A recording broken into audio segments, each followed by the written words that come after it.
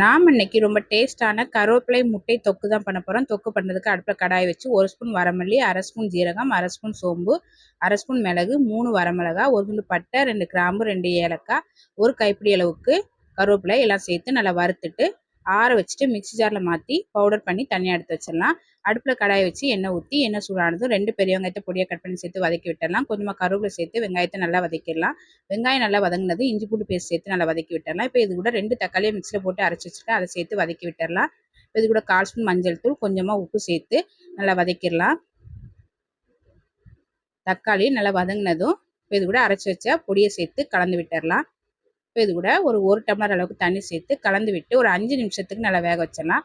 ஒரு 5 நிமிஷம் நல்லா வெந்ததுக்கப்புறமா 5 முட்டையை வேக வச்சு வெள்ளைக்கருவை மட்டும் கட் பண்ணி எடுத்து வச்சுருக்கேன். அதை சேர்த்து கலந்து விட்டுடலாம்.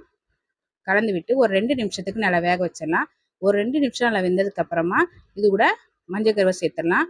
கொஞ்சமாக மல்லி இலை எல்லாம் சேர்த்து நல்லா கலந்துட்டு இறக்குனா டேஸ்ட்டான கருவேப்பிலை முட்டை தொக்கு ரெடி. இந்த தொக்கை சாதத்தில் போட்டு பிசைஞ்சு சாப்பிட்டா ரொம்ப நல்லாயிருக்கும். சப்பாத்திக்கு சைடிஷாக வச்சு சாப்பிட்டாலும் ரொம்ப நல்லாயிருக்கும். ட்ரை பண்ணி பாருங்கள்.